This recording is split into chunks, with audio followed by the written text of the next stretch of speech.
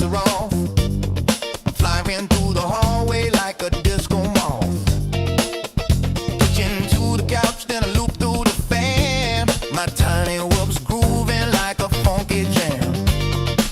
I dip through the doorway, spin by the cab, bounce off the toaster, yeah, I meant to do that.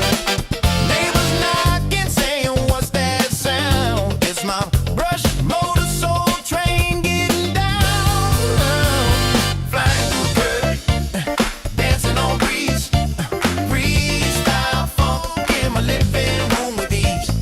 Tiny whoop magic, bumping every wall. I'm the James Brown of flight. Can't stop it all. I got LED strobes and a shag rug trail. I'm looping through the lava lamp, leaving a tail. My whoop's got rhythm, my sticks got soul. I'm the pilot of the party. On a roll, TV remotes a gate, the lamps a dive. I'm flying like it's 7.5. No GPS, no rules, no shame. Just a funky little quad in a soul train frame. Move it low, we fly that flow. Grab that gap, no time to nap. Hit that roll, funk and control. Bounce that wall, we fly it all. We fly it all.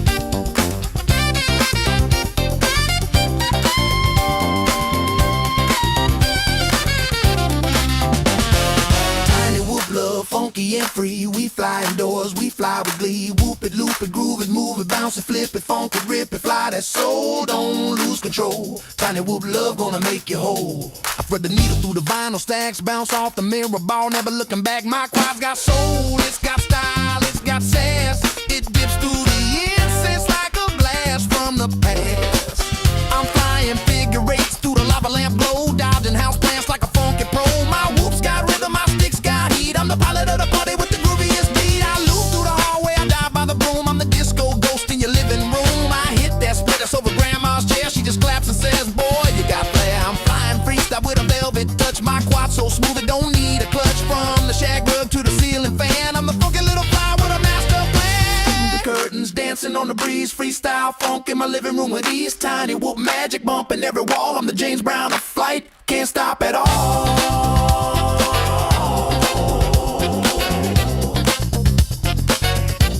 Can't stop at all. Can't stop at all.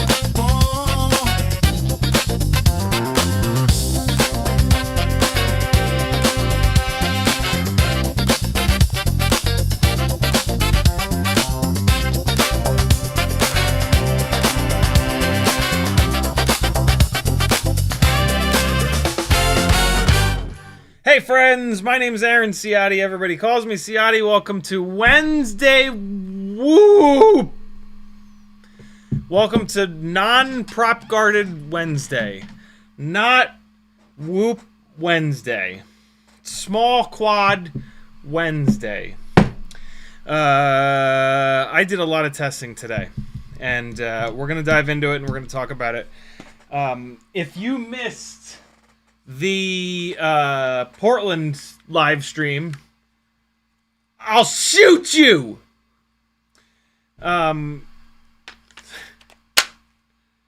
this just turn on? No, it's got a switch. That's nice.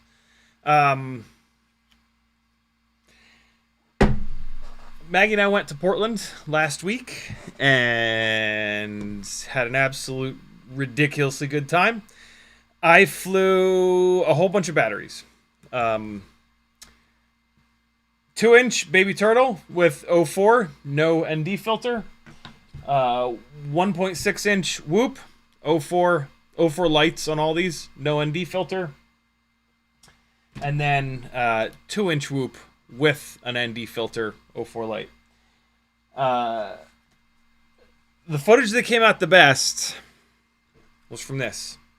This is the sub 250G 2-inch baby turtle. I think it used to be called Pro, but it's kind of also called V7. Actually, no, it wasn't called Pro. It was called HD. But I was just on the website where the sub 250G stuff is sold. And that website is cncdrones.com. And there are less options there now. Which is kind of fine because there were sort of too many options. And so it's been scaled back a little bit, but this exact frame I think is gone from there. If I talk to them at some point, I'm going to ask. Hold on, I'm just getting the chat up. What happened? Because I actually do dig this frame. But yeah, kind of is what it is. It doesn't really matter. The stuff that's up there right now is really good stuff. We've got the Baby Turtle V7. And that's this little 1S builds that you've seen me fly before. That's the Baby Turtle V7. And now the difference between this and the 2-inch Pro is basically just the front to back size. If you look at like specifically the top mount for the battery, the Pro is much bigger and much longer. And on the Pro here, you can fit a 2S 450 mAh battery. On this little guy, it's much harder to fit that battery. It fits a 2S 300 mAh battery much better. But now I've moved it to 1S, and it really works well in 1S. And yeah, this is the Baby Turtle V7. So yeah, this is no longer available, which is kind of a bummer. But what is available instead of this is the Bando Turtle, the 2-inch Bando Turtle. And I'm actually going to be ordering one of these because the problem with this guy is that the 04 light camera is completely hard mounted, sandwiched in between these front standoffs, which is really, really good for durability, but it's not so good for gyro flow. The Bando Turtle, the front mount, is on a big chunk of TPU here. The camera locks into this big TPU chunk on the front. I actually have the 2.5-inch Bando Turtle, which runs pretty much the same kind of setup here in the front. And this mount here does have a little bit of movement to it. A little bit of movement up, down, left, right. I'm going to experiment with printing this in really low infill to make it as light and sort of soft mounty as possible. Because an 04 light, that's hard mounted, gyro flow freaks out. We're going to take a look at that in a little bit here, but the long and short of it is that from what I understand, the gyro that's in this camera, or it might be on the VTX board, it doesn't matter. The gyro that's in the 04 light runs at a really high frequency. It runs at like, I think I heard somebody say 24K, which is 24,000 cycles a second. That's too high. For ideally, we want like 4K or 8K, or even slightly less than that, to get a good clean signal to either real steady or gyro flow. Woo! Excuse me. And so what happens is there's bad data, basically, and when you run the flight footage from this through gyro flow, it freaks out. It doesn't freak out all the time, but it freaks out a little bit more often than you want. And so soft mounting is the solution. There really isn't. I have not seen. So first and foremost, does anybody know of a 2-inch frame that's designed to take an AIO like this and designed to be infinitely lightweight, that has an 04 light camera mount that's soft mounted? I'm also going to start looking at 2.5-inch rigs, because so far, and this kind of spoils the testing results we're going to talk about tonight, but so far it's looking like going to a bigger motor is not really helping this thing all that much. Although I sent a log to Brandon's Baked Beans, and he actually said that it was over-tuned. And so when I back that tune off, it might help a little bit. But at the moment, it looks like 1003 versus what's on here now, which is 1103, which we're going to talk about more in a little bit. It doesn't seem to be a power issue. It seems like these 1003s make plenty of power. So if you were to get the 2-inch Bando Turtle, you're totally safe. If you're going to run this thing on 2S or even 1S probably, it's a totally safe bet to run this on the RC Power 1003s. You don't have to go crazy like me and get these Beta FPV Aquila 20 1103s that are 3-bolt. But again, we're going to dive more into that in a minute. And so, yeah, that's kind of the plan, because we need that little bit of soft mounting. We need some sort of motion. We need the camera to be able to move at least a little bit, so that the gyro doesn't get the nasty vibrations that it can't understand, is the sort of simplest way that I can kind of explain it. And so that's kind of the deal. That's sort of where we're at.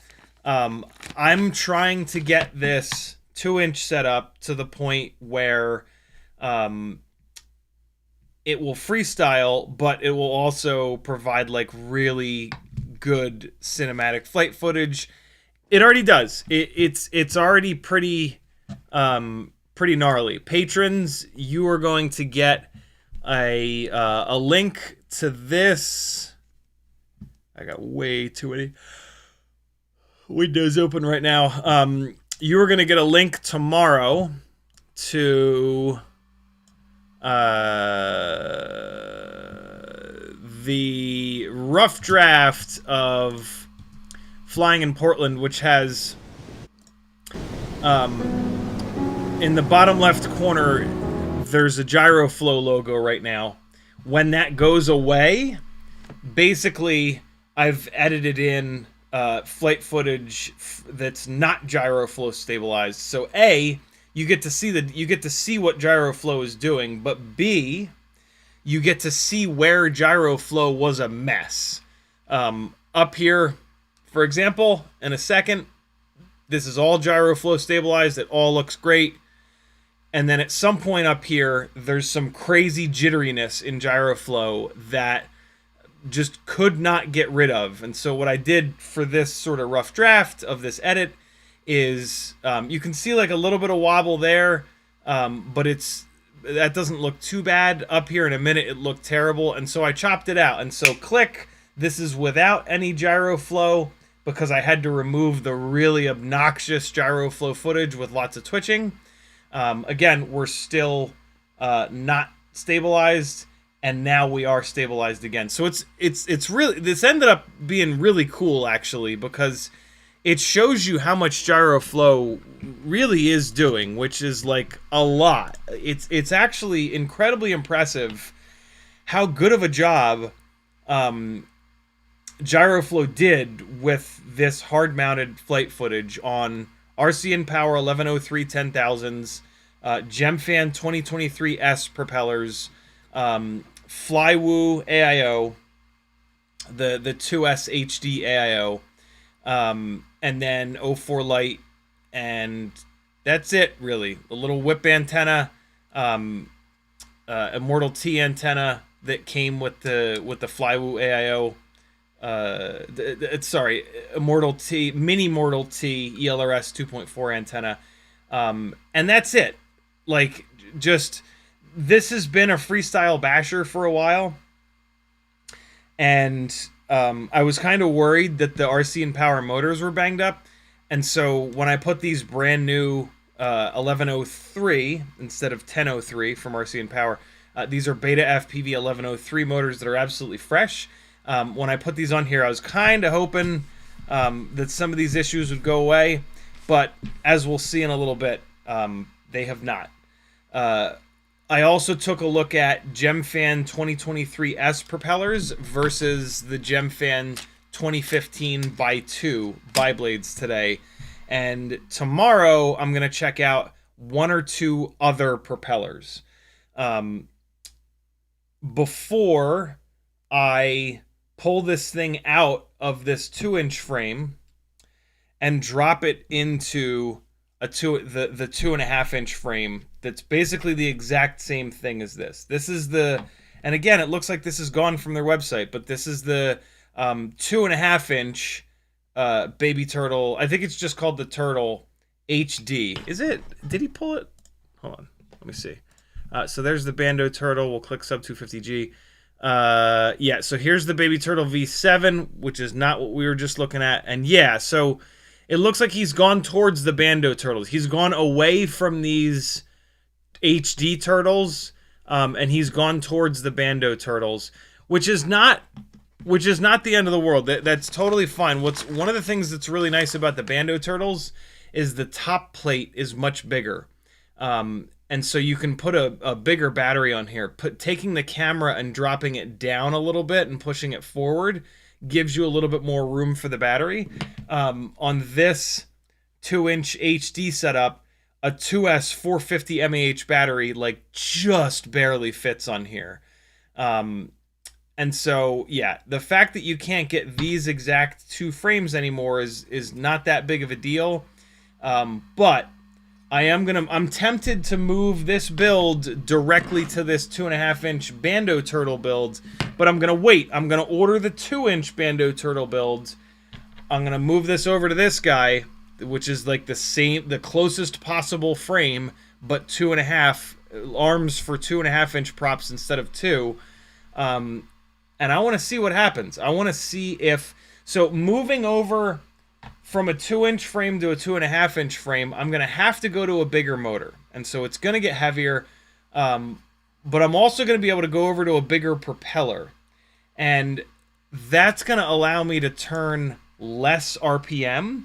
And so the frequencies of some of these vibrations are going to shift down a little bit. And I wonder if that will help or hurt gyro flow. Also, this is going to give me the chance to try more motors. On these 2-inch Baby Turtles, they are all 3-bolt motor mounting.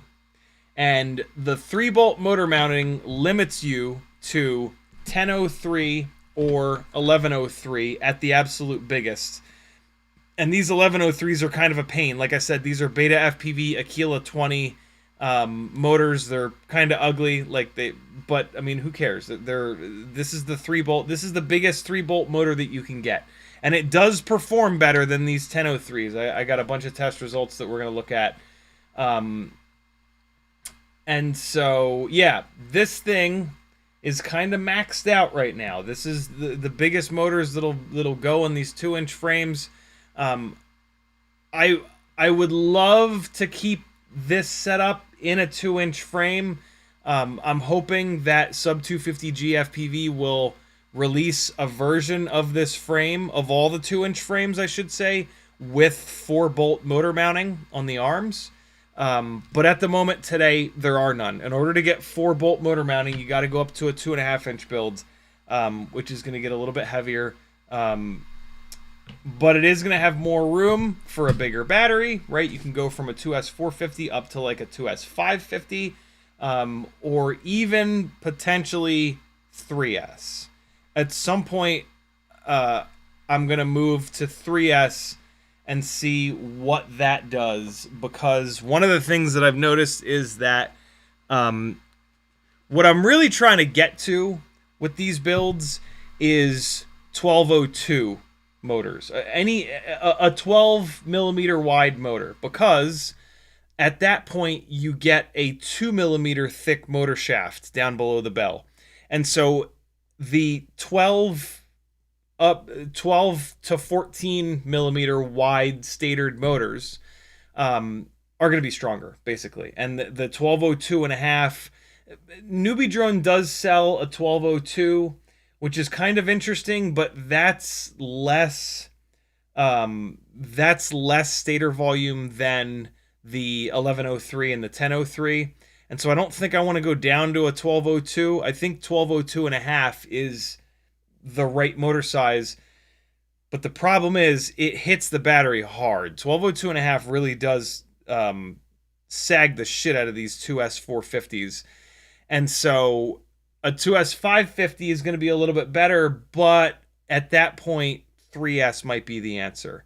I have not looked at 3S at all. It's one of the limitations is going to be battery size. For a 3S battery, it's going to need to be like 300. It's going to have to be one of those GNB 380 mAh cells. You would not want to run a 3S 450 mAh battery. That's going to be 50% heavier than a 2S 450, right? Because it's still 450 mAh pouches, but there's a third pouch instead of a second pouch. And so 3S might not be the way, because as the battery size, like the 450 mAh pouches, lipo pouches, perform really, really well. When you start to go smaller than those 450 mAh lipo pouches, those smaller mAh pouches perform significantly worse.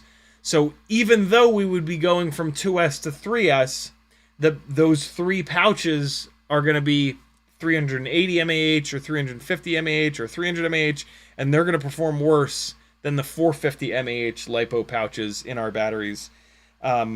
And so, yeah, it's tough. 3S might not be the answer, but at some point I'm going to have to take a look, because, yeah, like I said, these 1202 and a half batteries hit these, motors hit these 2S batteries really, really hard.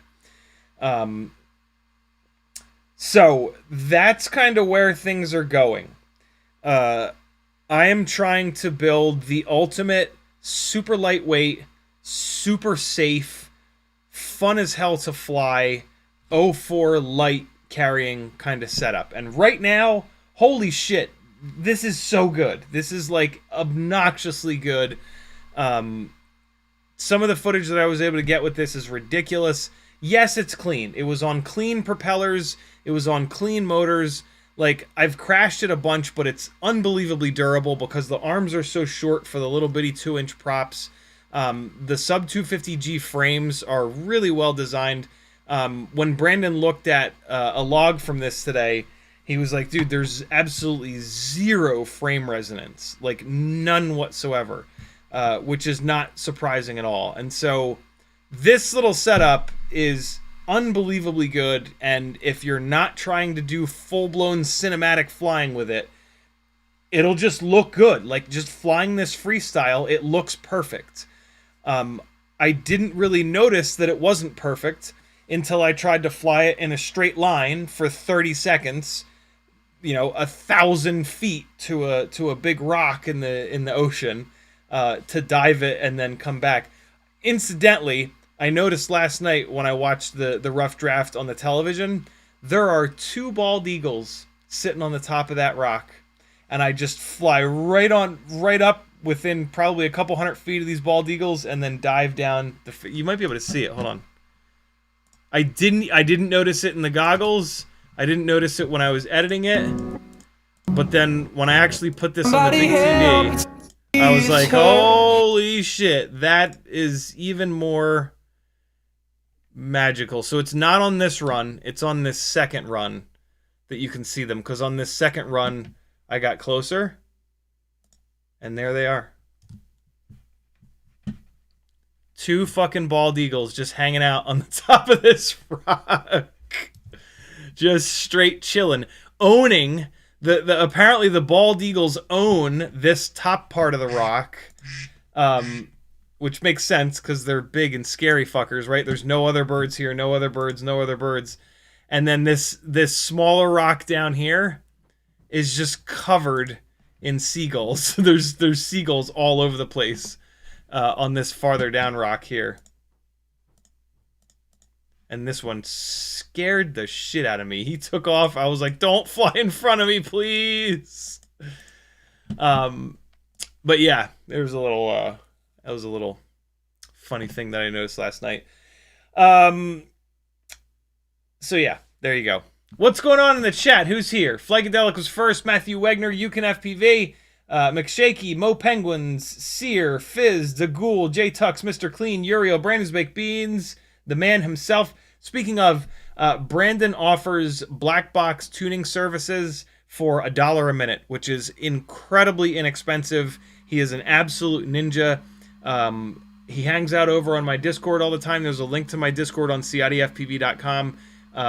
Yeah, my Discord is a great way of getting in touch with him. Just go into like general nonsense and type @Brandon, and it'll auto suggest Brandon Beans, and then you can send him a direct message. He's a great guy. He's helped so many of us. He's, like I said, a total ninja. So if you need something tuned like all the way, Brandon is your guy.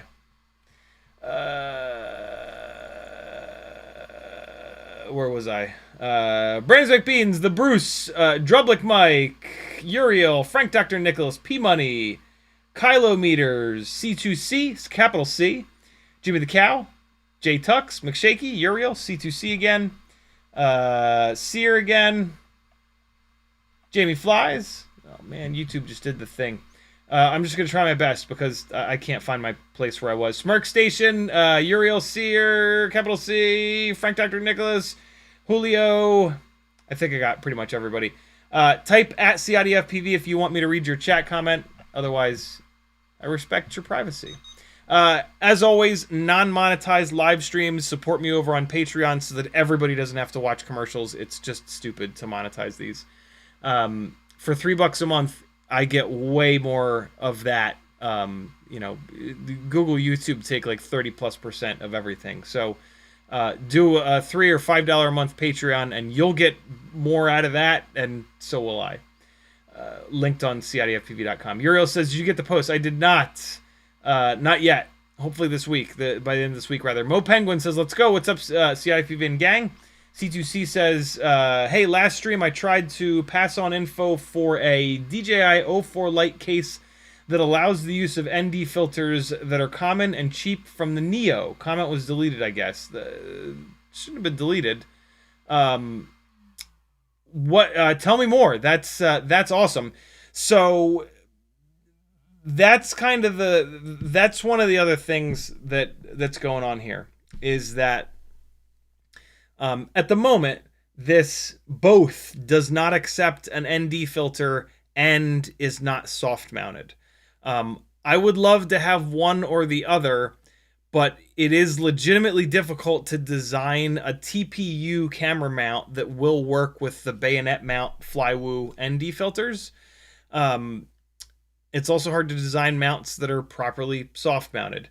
And so this guy at the moment, it'll deal with jello in like the broad daylight. That flying that I did, and most of the flying that I try to do with this is either at blue hour or golden hour, where the light level outside has dropped down to the point where you don't have jello issues. But I would also love to figure out a way of getting an ND filter on this on top of a bit of a soft mount setup. What I think would be the best bet to get that done is going to be the Flywoo, using the Flywoo O4 Lite housing.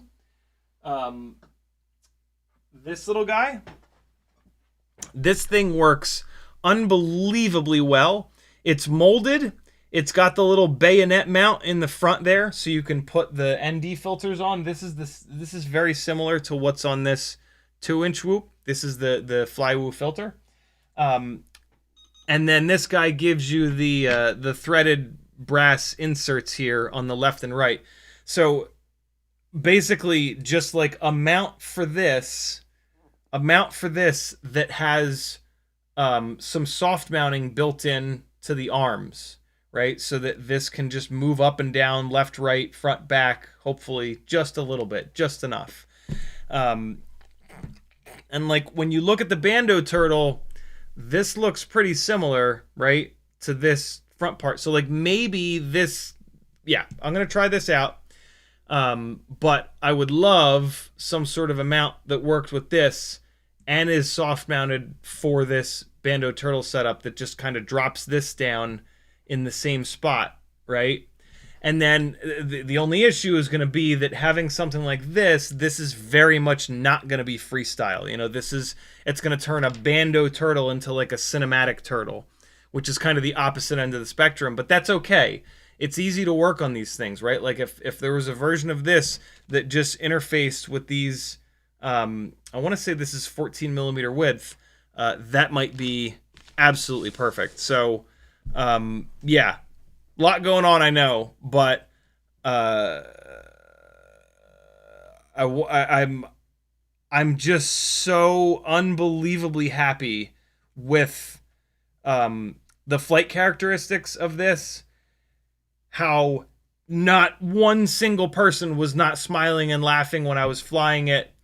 The footage that's coming out of it, like, this is just so absolutely amazing. If we can get this itty bitty form factor with the 04 light absolutely dialed, I will just, I might not fly anything bigger than 2-inch ever again. If we have to go up to 2.5, so be it. But I really want to try to make 2-inch work because it is noticeably smaller. It is lighter. It is super quiet, and this looks like a toy, right? This is like Tiny Whoop sized. This is just a silly little kid's toy. This starts to get up there, right? Like this is now bigger than this. It looks a lot less like a little kid's toy. It's heavier. It's going to make more noise. It might. The noise levels are interesting. With the bigger props, we're going to be able to turn a lower RPM. And so it might not necessarily be louder.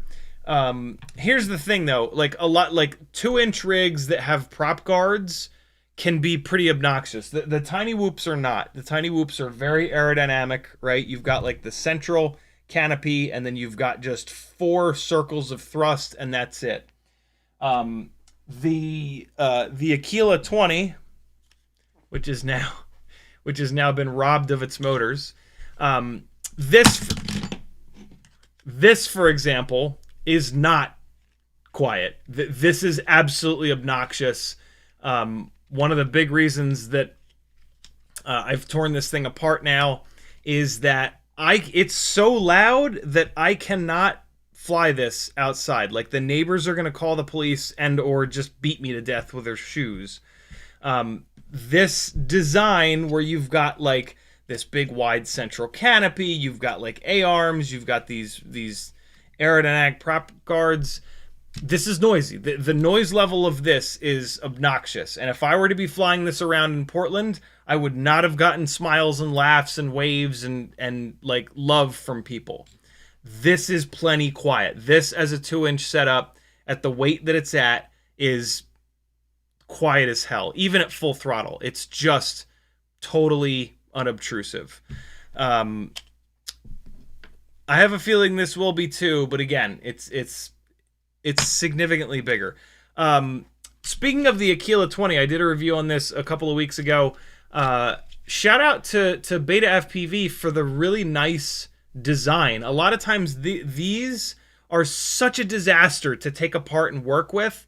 This one absolutely is not. There were 1, 2, 3, 4, 5, 6 screws, and that's it. This whole centerpiece popped out. This is the guards. And so the guards are going to be what you break, and so you can just replace this and with 6 screws swap it out. Really, really clever design. I was really impressed by that. And then yeah, this central canopy with the battery tray. It's got the motors here. The wires lay down nice and flat. They are on plugs, and this is a somewhat normal AIO. It really isn't. It's got like an optical sensor on this side to try to get a handle on elevation. It's got something else on this side. I don't know what it is. This is a fairly specific AIO for the Aquila 20. I'm going to continue to tear this thing apart so that I can take the camera and VTX out of it. And I'm going to put Beta FPV's Artisan camera and VTX system into what I consider to be like a proper Whoop. Something a lot lighter than this that's going to have much better flight characteristics. This Aquila 20 is 100% beginner rig. You can grow with it a little bit, but the biggest problem, if you really want to know about it, again, I did a whole live stream. The biggest problem is the rates. The rates are too fast, even on their slowest. And I was not able with the Betaflight version of Beta FPV version of Betaflight. I was not able to adjust the rates. It just screwed up the rates. And so yeah, this is getting pulled apart. If you've got an Aquila 20 and you need an extra AIO, let me know, because and or plastic frame. Yeah, I'm not going to be using the AIO. I'm not going to be using the plastic frame. I'm also not going to be using the batteries. I've got 4 of those batteries. So yeah, I've stolen the motors, and I'm going to be stealing the camera and VTX. So that should be kind of cool. Speaking of the motors, this guy has been on, so we're just gonna dive into the testing at this point. I'm gonna blast through as much of this testing, and then I'm gonna get caught up on chat. Jimmy the Cow says moo. Yuke says, what's the whole setup on the 1S Turtle? We covered that. Jimmy Flies FPV says, hello. Soft mounts don't need to be really soft. Look at what Rosser does with his 03, 04 soft mounts. It's just a TPU barrier between the frame and the camera. I actually did a Fiverr call today with you guys have so many different names. I have such a hard time keeping up with all the different names. With Drublick Mike with some footage from 04 Pro on one of Rosser's frames with the TPU front mounted thing, and there were Gyroflow didn't stand a chance. Rosser's soft mount setup for the 04 Pro, at least, it's not enough. It's not soft enough.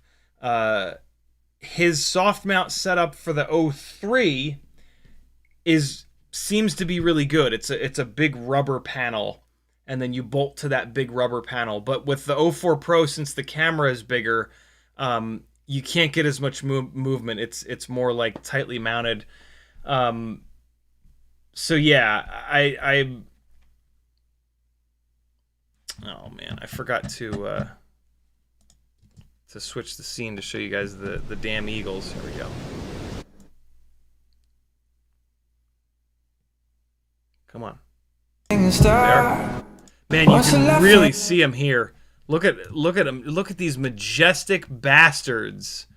Oh my god, dude. I can't believe I didn't see them in the goggles.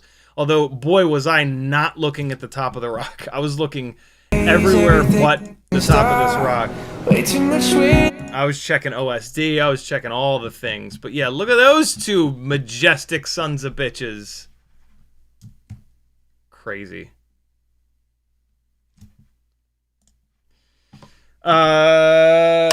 Okay, so motors. One of the theories that I had, and again, just as a reminder, I'm trying to get this thing to fly in like 15, 20 miles an hour of wind without bobbling around. I'm asking a lot. Like I'm asking too much, but what I want to do is push this as far as I possibly can and get it as good as I possibly can, because that's going to then help gyro flow, right? Like, the more wobbly your flight footage is, the more gyro flow is going to have to, or real steady go, the more they're going to have to zoom, and the more chance that they're not going to be able to track every single wobble and bobble. So, in my opinion, focusing on the mechanical system as much as you can to get it flying as good as you possibly can, that's where everything starts. That is the only reason that any of the footage from this was usable from Portland. And I'm being super picky, like being upset that it's not absolutely perfectly stable all the time. But yeah, if you build these things right, and if you have clean props, and if you have motors without bent shafts, they can do some amazing shit. We are probably like 80, maybe 85% dialed in. And so now the hard part, which is the last 5 or 10 or 15%. This is the really annoying part. I've tested quite a few motors on this already. I've tested 1002s, 1003s, 1102s, 1103s. I might have run 803s on this. Maybe not. I don't remember. And then on the 2.5-inch builds, I've tried 1002, 1003, 1102, 1103. These are now 1103s on it. On the 2-inch builds, not on the HD build, but on the analog 2-inch build, I've tried 1202.5s. So I've tested a lot of different motors, and I have a really good feel for which motors make enough power, which motors are underpowered. The long and short of it is going to be that, like, on a 2-inch build like this, open prop, where you're dragging around the extra 8 grams of the 04 light, you really want to be on a 3mm tall stator, 1003 or an 1103. RC and Power 1003s are brilliant, 10,000, 11,000 kV in that range on 2S. That is such a sweet spot. If you want to be a complete lunatic, Beta FPV has these 1103s that you can now get, which we're going to look at in a second. But yeah, just as a to kind of get that out of the way, that's some of the testing that has been done. I've also tested a lot of different propellers on these, pretty much all of the propellers. And so, motors, RC and Power 1003, 10,000? Hold on. Yeah, 10,000. Absolute no-brainer. Arguably the perfect motor for this. RC and Power quality. It's got dual mounting. You can 3-bolt mount it, or you can 2-bolt mount it. The 2-bolt mounting is 9x9. So all of these bigger motors have that same. So yeah, these RC and Power 1003s are absolutely fantastic. These are what was on this thing for that flight footage. I was seeing with these motors on the GemFan Tri-Blades, the 2023 Tri-Blades, which I really like on this. I was getting 2 batteries in a row, 43,000 kV, and then 43,500 kV at full throttle. When I switched it over to the GemFan 2015s, those numbers went up to 49,000 RPM. So from 43,000 to 49,000. 1003, 10,000 kV, 2S 450 mAh battery. Then I went to these Beta FPV, and let me show you these motors on Beta FPV's website. They are 1103 brushless motors, parentheses 4 Aquila 20. So as you can see, they're ugly motors. These are not, like, these are motors for one of their bind and flies, so they don't have anything written on them. They're kind of ugly, but who gives a shit? They're well balanced, and boy do they make some power. $9 each. That's a really good deal, actually. 36 for 4 of them. If you want more power, these will absolutely do it. When I put these motors onto the exact same rig, same tune, same everything, we went from hold on. I got these backwards. This is kind of stupid the way I have this. Hold on. Cut that, paste that there. So on the tri-blades, we went from 43,000 and 43,500 on the 1003s to 49,500 and 48,800 on the 2023S biblades. That's a lot. From 43 to 49, almost 50. That's a significant, and boy, do you feel it. Like, you go full throttle on these 1103s, and it jumps up into the air significantly quicker than with the 1003s. Do you need that extra power? Probably not. But what I was trying to do is basically isolate whether or not this thing wobbling around in the wind is because it doesn't have enough motor. It doesn't have a big enough motor that can have a quick enough response time to just demolish all those little movements when you're in the wind, when the wind is moving around. And today was actually a windy day, and I did not have much luck. I'm going to start playing the flight footage now. We're going to start with the 1003 2023, and then we're going to go to the 1103 2023. 2023 being the propeller, the tri-blade, and then we're going to look at the biblades, which were just a fucking nightmare. But yeah, we're going to start with the tri-blade. So 2 flight files. I want you to pay attention to the flight characteristics and how it does when it's tracking in a straight line. And then we're going to go to the 1103s. I don't think I can see a difference between the two, but I'm super curious if any of you guys can. So here comes the, and now this is straight out of the camera. No rock steady, no gyro flow, no nothing. We're going to put these into gyro flow in a little bit here, and we'll see how it does. But I would love to get this thing to the point where it doesn't really need gyro flow. I don't love putting gyro flow on everything. I would rather have the raw flight footage be like wobble free enough that I don't have to do any actual stabilizing, because these 04 lights were not, like, sure, they're 4K, but it's a tiny little sensor. And when you have a tiny little sensor, it's not like a true 4K. It's 4K, but it doesn't look like a lot of other 4K stuff. And so you don't want to be cropping in. When you have a tiny sensor, you basically want to avoid cropping in, because it's gonna start to get ugly really fast. And the way that gyro flow and real steady work is that they crop in so that they can stabilize the image. So yeah, this is the 1003s. It was a windier day than normal today for sure.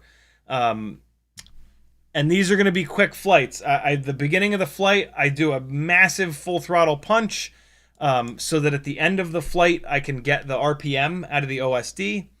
And then I turn black box on, and there's a black box log on each one of these. So you'll see me do right roll, left roll, front flip, back flip, yaw left, yaw right. And then I do a bunch of cruises back and forth at different throttle amounts. And so, yeah, that's why I'm not like actually flying properly. See, look at all that wobbling. That's a lot. That's a lot of wobbling. When I sent these logs to Brandon, he, on the 1103s at least, he said that it's actually overtuned, and that's what's causing some of the problems. So tomorrow it will have an even better tune on it. This has been basically no black box tuned. I've just tuned this by ear and by feel, and it's pretty good. It doesn't prop wash, but it doesn't surprise me that it ended up overtuned, because I just kept pushing the D gain up, and the motors are already very powerful, and the props are already very light. Just flew it right into that bush there. So there's the 1003s. Here come the 1103s. Same prop, same rig, same everything. It's not what I wanted. You know what's ultra annoying? None of the new DJI stuff records the goddamn OSD in the goggles. I completely missed that. Like the Vista it does, but see, look at that. Look at that full throttle punch, man. Did you notice it? These are the 1103s. They just leap into the air. I pulled the DVR off the goggles, but I was hoping to look at the amps that it was pulling on those full throttle punches. But nope, there's nothing. I don't think you can. I tried my goggles 2, my Integras, and the goggles 3.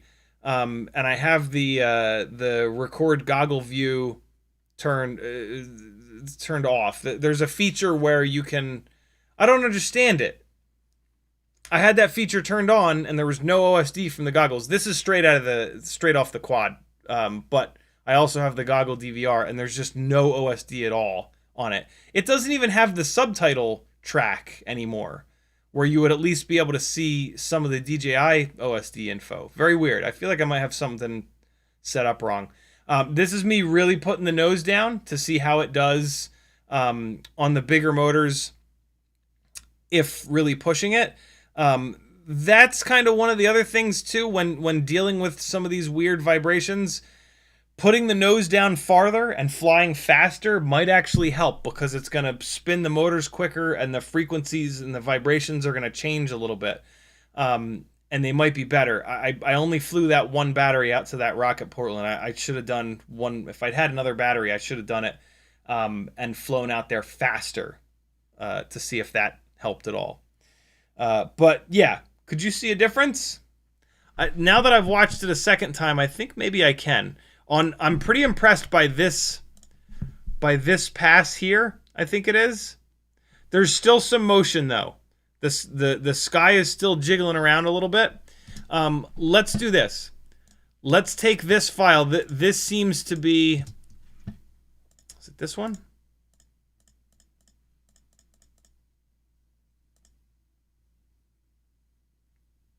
I think it's this file. Let's dump this file into GyroFlow. Let's just see real quick what it does. My GyroFlow saves your settings, and the saved settings that I have on here are actually pretty good right now. Let's see how it handles this. Smoothness is at 20%. The zoom limit I've turned up a little bit to 170%. It never goes that high, but having it turned up like that, Matthew Wegner dropped some knowledge and said it's good. If you turn that zoom limit up a little bit, if it can't stabilize something, it has nothing to. It's bad gyro data basically. Zooming speed is on 4 seconds, and then lens correction is only on 10%. I do not want to go any higher on the lens correction because the 04 Lite is very linear.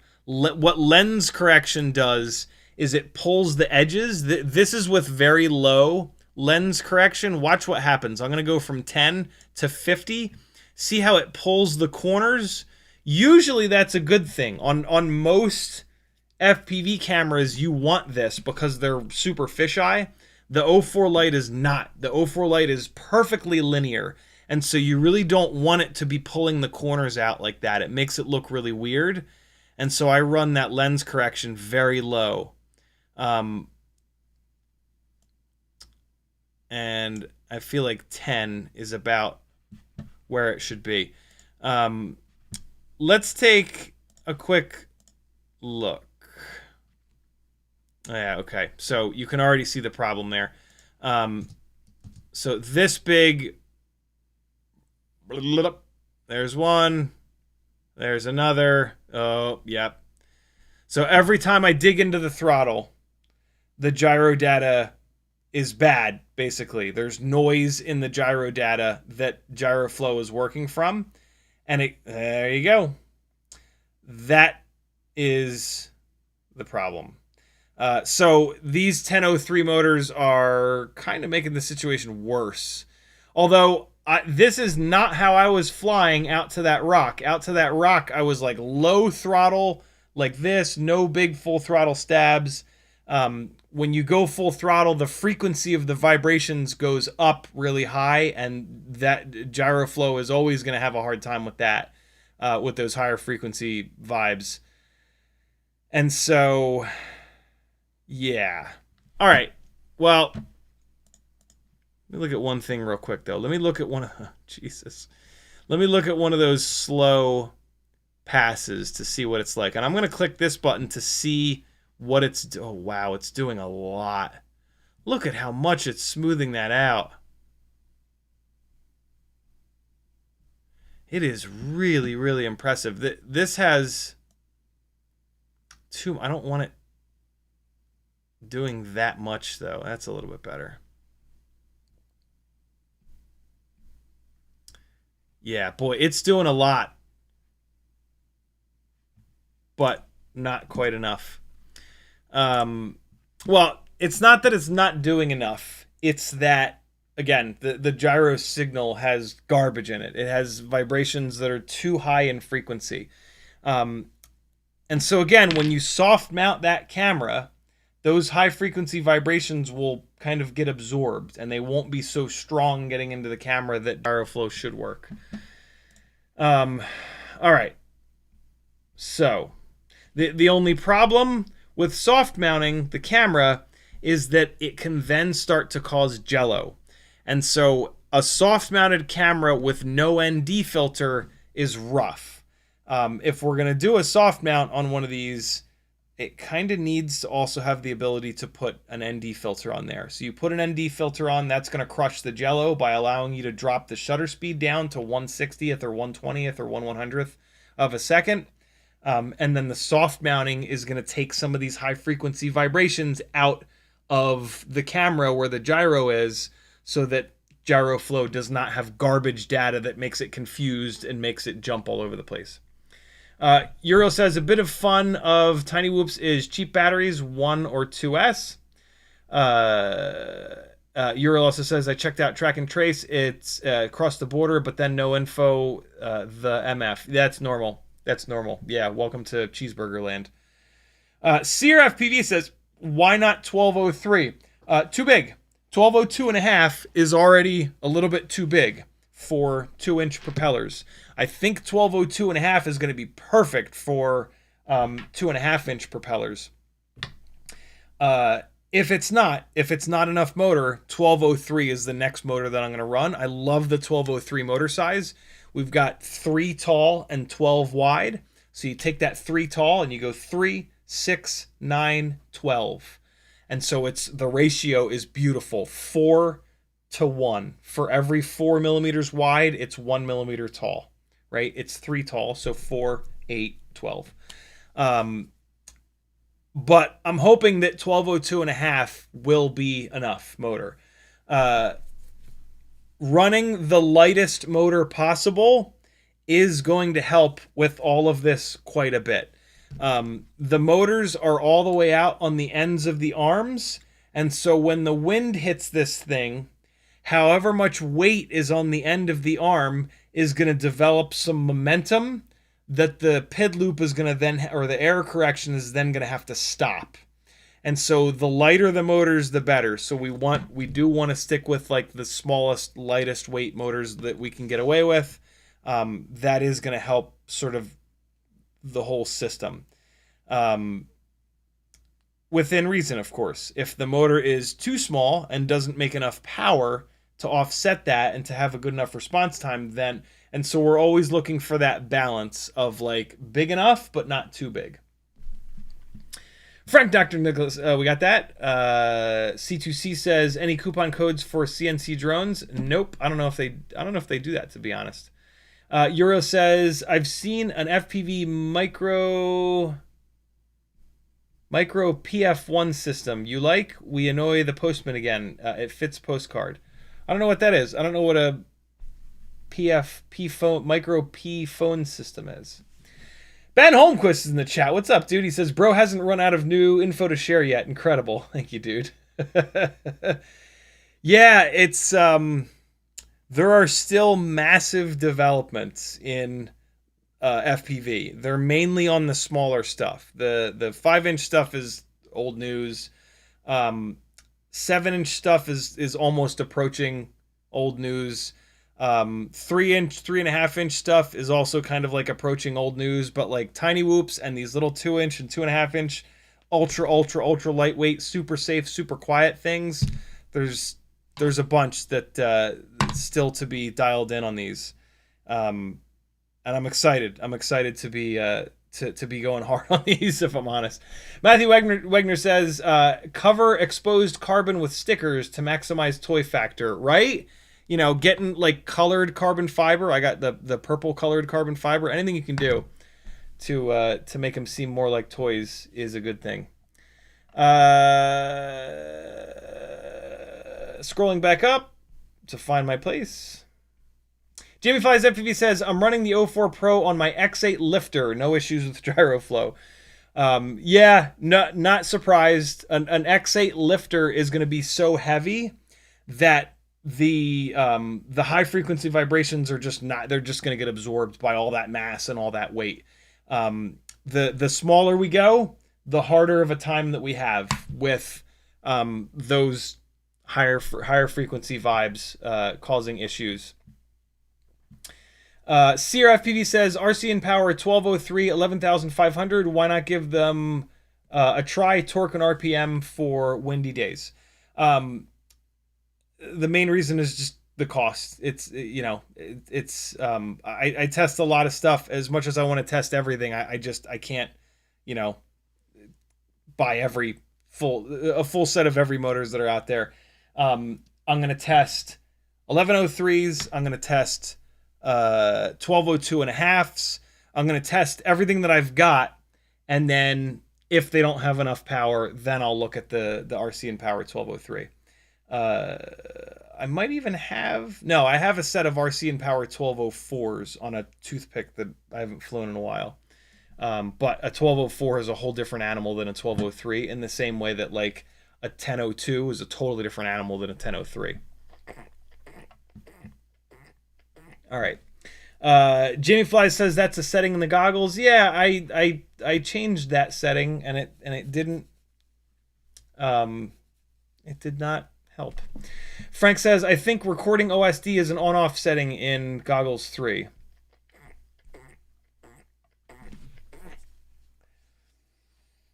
Is it an 04 light thing? I swear to God, I've had DJI goggle DVR with OSD in it. But all of a sudden, I don't. And I don't understand it. I don't get it. Jimmy the Cow says it's called Haystack Rock. Moo Haystack Rock. Yeah, Haystack Rock. I keep forgetting the name of it. Euro says they crossed the borders of irritation over there. FizzPV says the 1103s I have on my 2S are great. Been flying it the most lately. I'm pretty blown away by the power that these 1103s make. Hey, here comes flight footage with the 2015 biblades. First up are the 1003s, the RC and Power 1003 10,000s, and then it's going to be the Beta FPV 1103 10,500s. For the record, here's the goggle DVR. No OSD whatsoever. But I'm going to play the straight off the DVR. So yeah, these are now GemFan 2015 biblades. I was hoping that one less blade per propeller would basically just less of the wind. There's less plastic for the wind to hit. The problem is biblades are never as well balanced as tri-blades, and as you're going to see, there are way more, especially at full throttle. This thing was shaking like a motherfucker. So the 2015s don't really work on this thing with this much power. For the record, the difference in RPM that I saw between the motors, the RC and Power 1003 10,000s with these bi-blades turned 49,000 RPM, and then the Beta FPV 1103s turned 53,000 RPM. This is one of the ways where you can tell when the motor is starting to get too big. So we ran this same test on the 2023S tri-blades, and we saw between these two motors, we saw a jump from 43,000 to 49,000, right? So a 6,000 RPM difference between the 1003 and the 1103. And then when I went to the 2015s, the difference was 49,000 to 53,000. So only a 4,000 RPM difference. And like that right there, that's a perfect example of these 1103s being too big of a motor for the bi-blades. There should be a much bigger difference in RPM, but on the 1103s, they're basically spinning up as high as they can, and then that's it. They're like getting to the end of the KV in a way. And so, yeah, if you've ever got two different motors and you're wondering at what point they've become underpropped versus overpropped, that's a really good test to do. If you test a motor on a bi-blade and then you move it to a tri-blade, there's going to be a drastic difference in the max RPM that it'll pull, which is a stat that you can get in your OSD. So that was the 1003s. Here comes the 1103s on the 2015s. And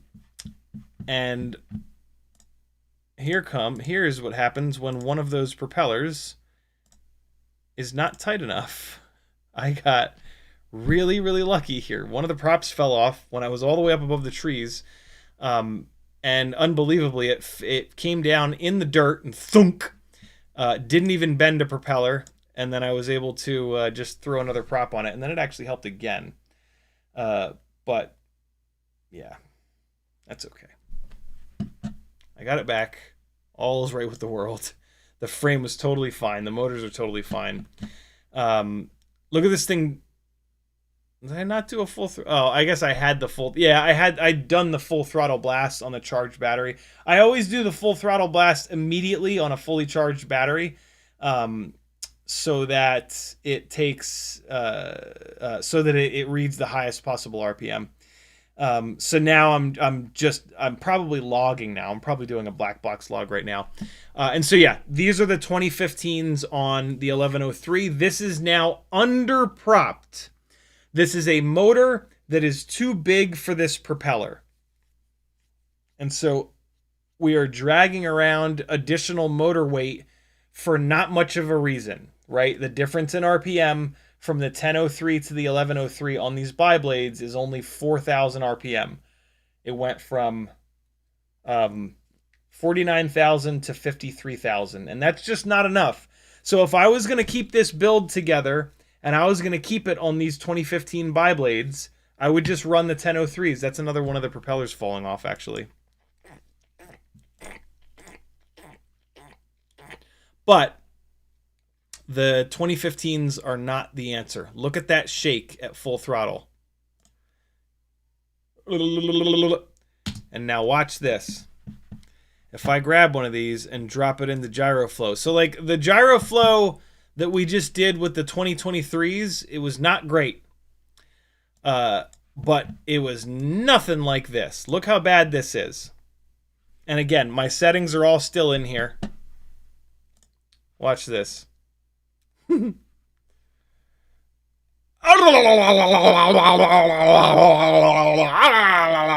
2015s are no good. The 2015s are allowing a higher RPM, and so that's making the whole situation even worse, and they're not as well balanced. And so the 2015s are a no-go. They work on the whoop for whatever reason.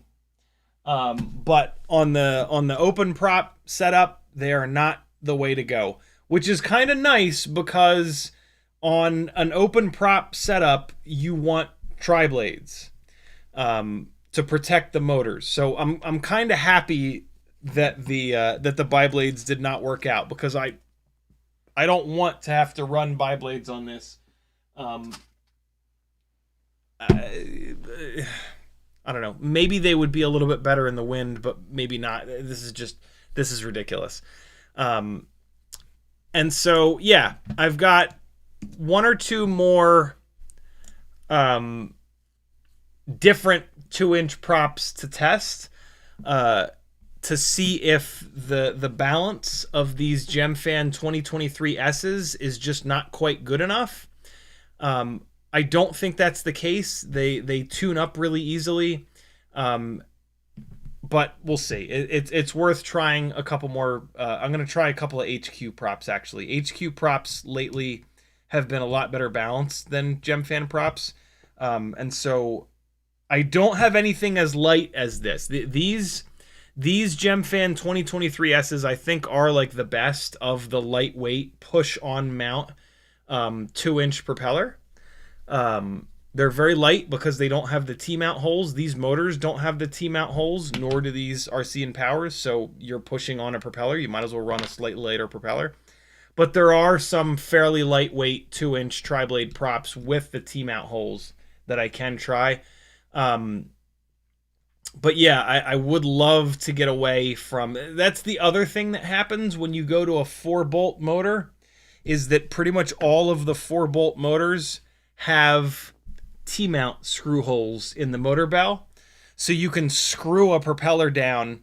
That gives you a lot more option for, there are a lot more propeller options, I should say. There's especially a lot more durable propeller options. But also it makes the motor a lot more durable. When you just push a propeller onto a motor shaft, this motor shaft has to take all of the abuse, and they bend and they break. When you have a motor shaft and then 2 T-mount screws going into the bell, you'll never break that motor shaft. And so the 9x9 4-bolt mount motors are going to be way more durable in that respect as well, from the fact that you can T-mount bolt a prop down to the top of the motor. So I am sort of looking forward to getting away from these push-on mount only motors. But if, again, the 3-bolt frame, I can't put, I'm kind of stuck with this frame. And so, yeah, we'll see. If I move this over after I do a little bit more testing to the 2.5 setup, and it performs a lot better, that will make things simpler, in that these 2.5-inch frames all have the 9x9 option for 4-bolt motors. But like I said before, I really, really, really do want to try to get the 2-inch deal going. I like the flight characteristics of the 2-inch builds. These things are very light. This is like well under 100 grams all up. And so with how lightweight this is, I don't want it to be any bigger than this. When I come off the throttle, this thing floats down in a way that feels right. The 2.5-inch builds, they float down a little bit too slowly, because they're still very, very lightweight, but they're a lot bigger, right? This is a significant amount bigger. And so, yeah, I really want to push to try to get it going on 2, but we'll see. We'll see what happens on the 2.5-inch build. I'm cautiously optimistic. Warren out 4893 says, does reversing motor direction have any effect on stability? Absolutely none whatsoever. Our motors are called outboard brushless motors, and they function identically forward versus backwards. They don't have any brushes or commutators or anything like that that are cut at an angle. They are basically contactless motors. So forward, backward doesn't make any difference whatsoever. Good question. CiottiFPV says no OSD and DVR might be a goggles or air unit firmware thing. Ooh.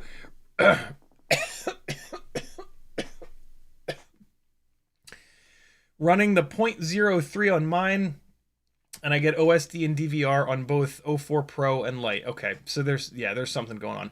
I mainly just wanted someone to say exactly that. I wanted someone to say, I've got OSD in my 04 Lite, because I just didn't know that was a thing. Now I can start actually troubleshooting it. Off Axis says, El Gringo, it's so weird to see you not blue. Maybe CiottiFPV can change that for you. Yeah, El Gringo needs to be. You do not have to moderate. I'm doing this just to turn you blue. But if you do moderate, don't hide anybody from the channel. Just time them out. Also, there we go. Welcome, brother. He says, like the video, or your whoop is going to crash into a fountain. What fountain? What? What's that mean?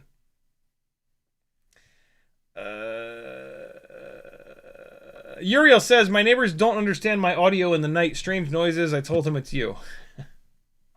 Phil Bradley says, quad blades. So quad blades are tough. You've now got even more plastic catching the wind. They're significantly heavier, so you've got worse response time, and they're a lot slower. And so quad blades are not the answer unless you're looking to slow down. So quad blades and 5 blades, those are for going as slow as possible and being as quiet as possible. That's the other thing that quad blades, 5 blades will do, is they quiet things down. But other than I need to be quieter, I need to be slower, there really aren't any other good reasons to run more than a tri-blade. Tri-blade propellers are the easiest to balance for the manufacturers, and so they're always the best balanced. And they just tend to be the best mix of flight characteristics between like a tri and a quad. I'm sorry, a dual blade, a bi-blade and a quad blade. So yeah, 99% of the time we want tri-blades. Mo Penguin says, not me taking off my 2015s and putting on 2023 S's. LMAO. Yeah. It's interesting. It's great that the 2025s exist, but in this case here, like I am like absolutely pushing this thing to the limit in terms of tuning and power and RPM and everything. And if you have one propeller that's a little bit out of balance and another propeller that's properly balanced, that's going to really show through. But again, the 2015s are great on this 2-inch whoop build. They are absolutely fine. They're a little bit more slippery than the tri-blades. I absolutely love them on this particular build. They're just not they're not balanced enough for this guy. Striker says, what's up?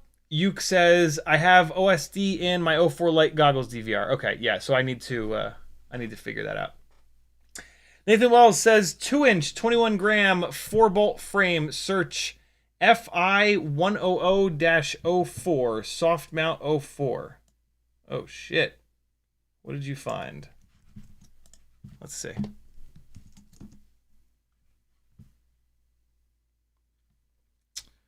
Let's put FPV frame. See if that helps. Is that it? Look at that. All right, so what do we got here? We've got A-arms, which I don't love. I prefer one single thicker arm. Why is it upside down in every single picture? There we go. So now it's right side up. The camera mount looks interesting. They don't they don't have... This also could be a pusher. This is a pusher, isn't it? Yeah, that's a pusher, because look at the angle on the cage here. So yeah, it's a pusher, which I don't love. This is, I don't think this is for 04 Lite. But that is a kind of soft mount-ish setup there. Interesting. Doesn't look bad. It just doesn't look good either. I wonder if you can flip these front camera plates upside down so that you can build it as a pusher. Doesn't look like it. No, it looks like they're kind of... It looks like the top plate and the bottom plate are different lengths. Boy,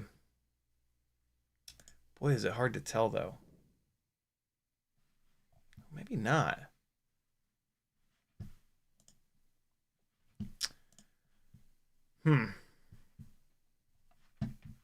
Did we get any other...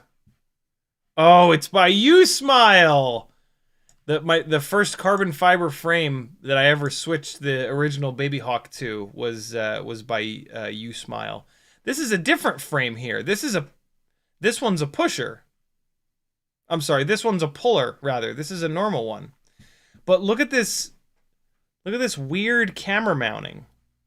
This is a really odd camera mounting here. How many different versions of this are there? What's this one? Is this one... Okay, so this is 100 motor to motor. This is 115 motor to motor. This is 135. Probably 2-inch, 2.5, 3 is my guess. Yeah, I don't know if that's enough soft mounting, to be honest. And it's top and bottom. I would need it in the middle. I would need it to be soft mounted in here. So I don't know if that's gonna work. What about this one? FI 100. Here's that same one again. Interesting. Q win out. Also, the carbon fiber weave is going arguably in the wrong direction. It's hard to determine that, though, with the A-arm design, because it's going in the right direction for this part of the arm here, but it's going in the wrong direction for this 45-degree angle part of the arm. This would actually be... This is a good example of a frame that would probably benefit from quasi-isotropic carbon. Quasi-carbon, they lay it up so that there's a layer going up, and normally they lay the carbon up where there's a layer that's up and down. The next layer is left-right. The next layer is up-down. The next one's left-right. Quasi-carbon, they go up-down, 45, left-right, 45. Up-down, 45, left-right, 45. And a frame like this that has 45-degree angles on the arm here, and then left-right on the arm here, quasi-carbon would actually be perfect for this. But yeah, there's not a good mounting solution, unfortunately, on this frame. Good find, though. We will all keep looking. Maybe not all, but... okay. What else is going on here? Striker says, deciding between a Jin and SF3 for a build, most likely RC power 1404 and a half, 4680, HC0 Freestyle V2, target is rip around yard. Very cool.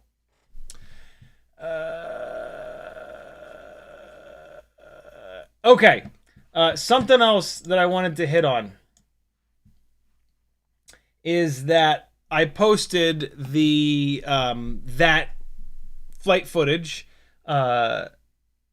on Google Drive, and I dropped the link on Monday's live stream so that any of you guys that wanted to take a crack at putting that footage into GyroFlow to see what kind of results you get with your GyroFlow settings, you could.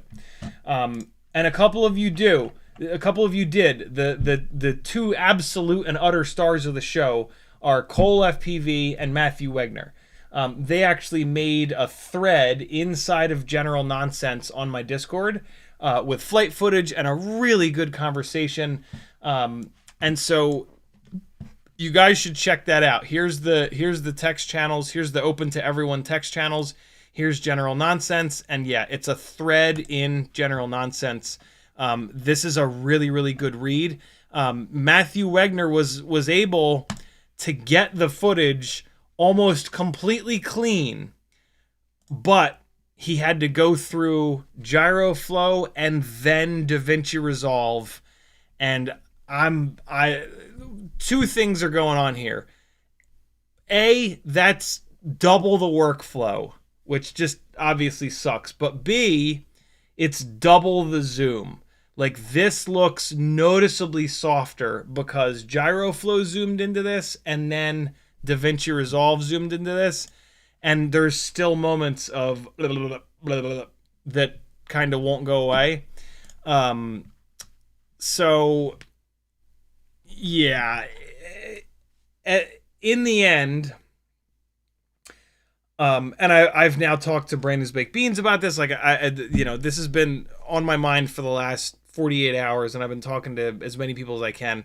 The long and short of it is going to be that the 04 Lite hard mounted, you're going to get the results that I'm getting, I think, are going to be about as good as you can expect. I'm very curious if it'll be any better in the 2.5-inch setup, maybe with better balanced propellers, maybe with lower RPMs, maybe with a little bit more weight to it. But I have a funny feeling that what we're looking at is as good as it's going to get from something like this. But I'm actually really surprised at how good the software is doing. And in like a normal edit where you're not putting in, a full minute of just cruising straight in 15-mile-an-hour beach wind, in an edit where you're cutting every like 2 or 3 or 4 seconds, it just disappears. That little bit of wobbling and bobbling completely goes away. You edit it out, right? First and foremost, you just don't use that shit. But even if you do use it, it kind of disappears. So, yeah.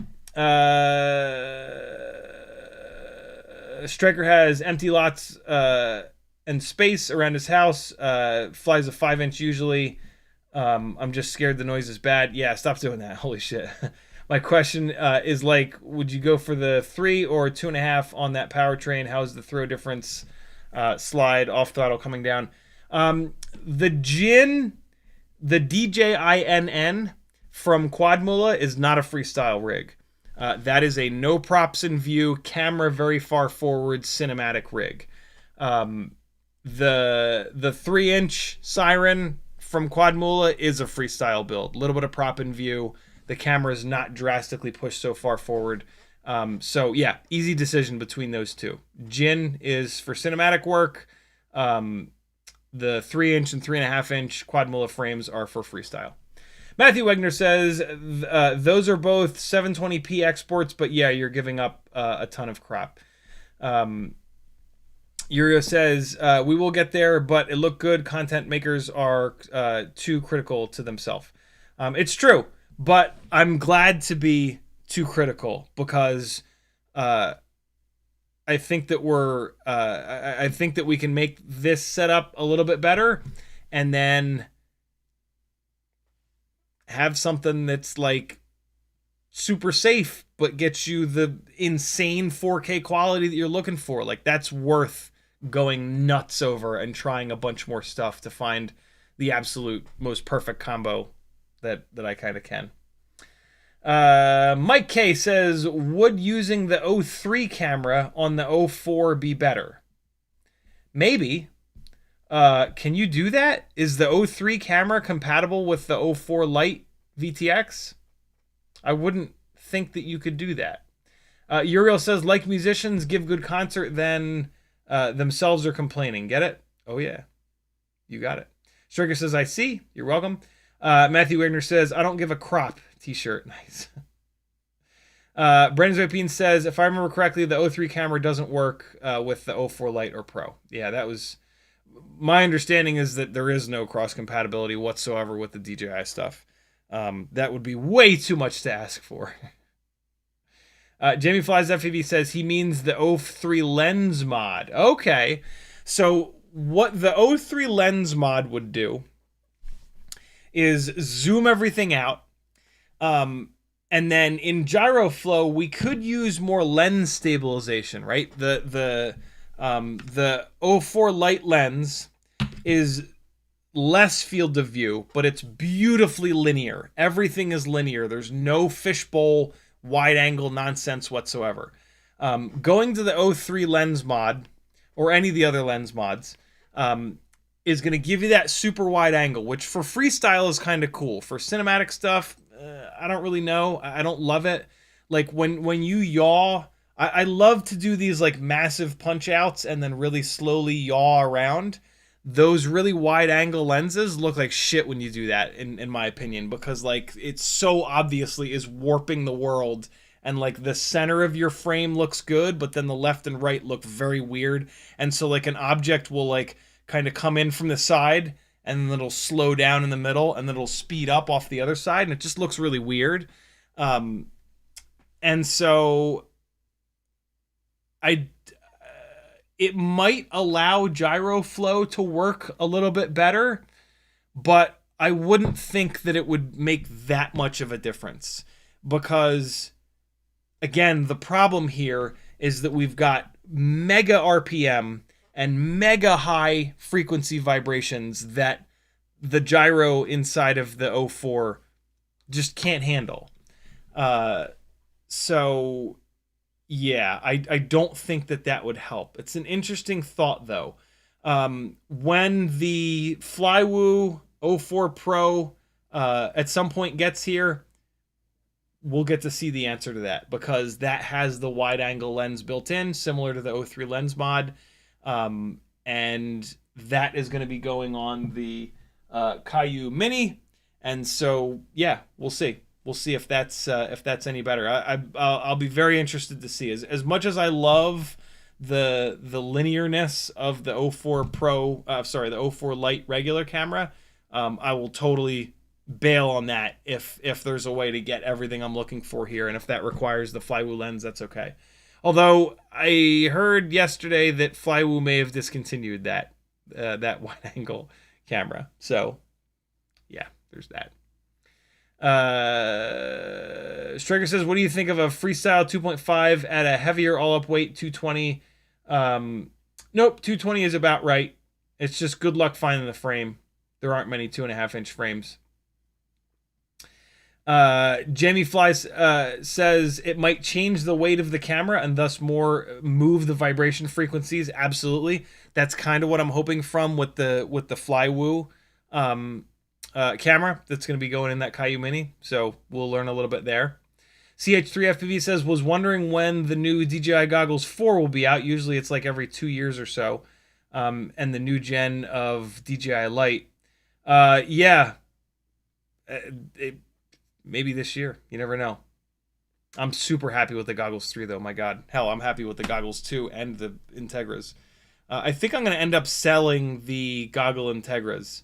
The Goggles 2 are legitimately smaller. And this trip to Portland, for example, the Goggles 2, I was able, since they have the removable batteries, right?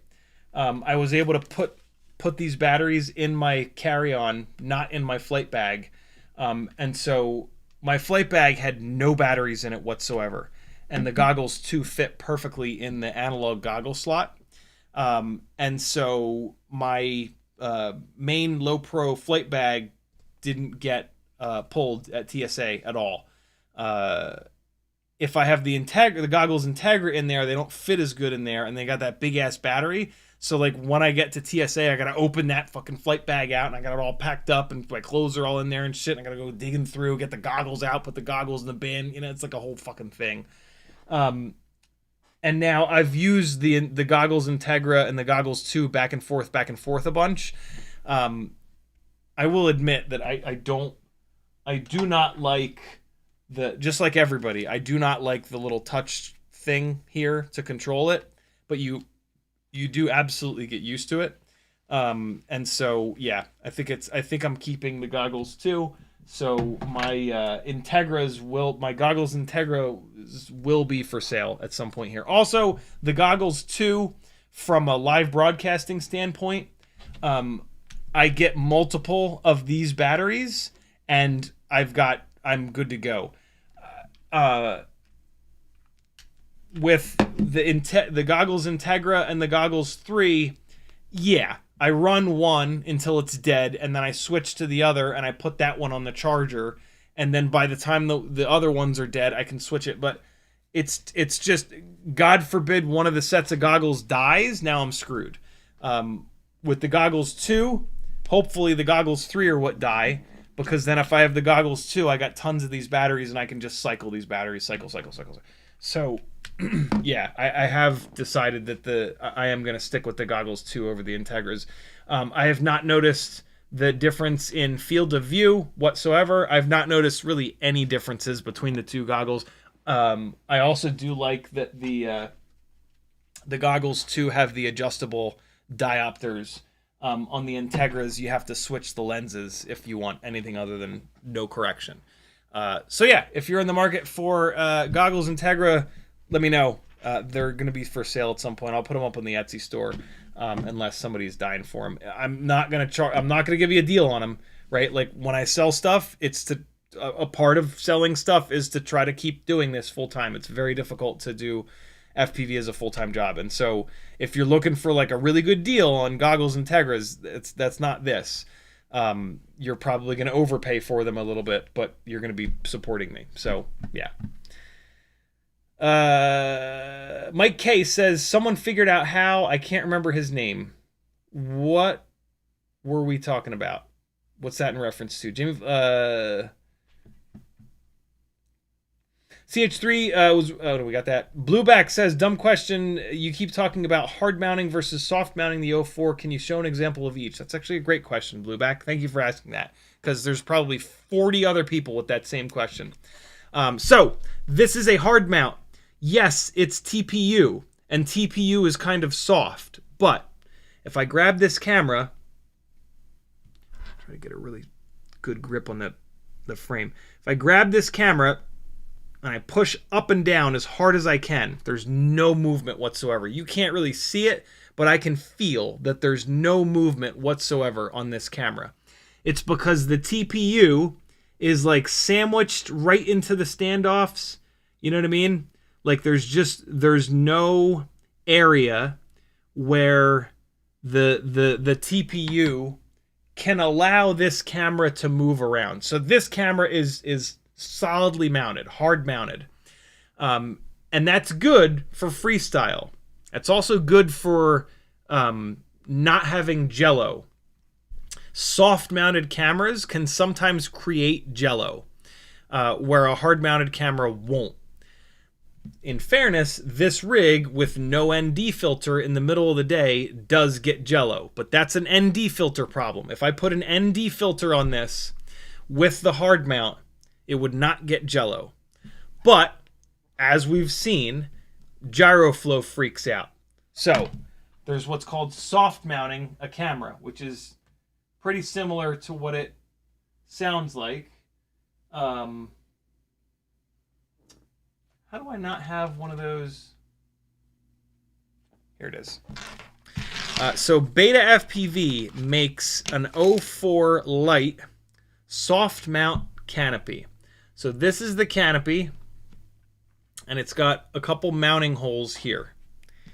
Into those mounting holes, you screw this piece of plastic.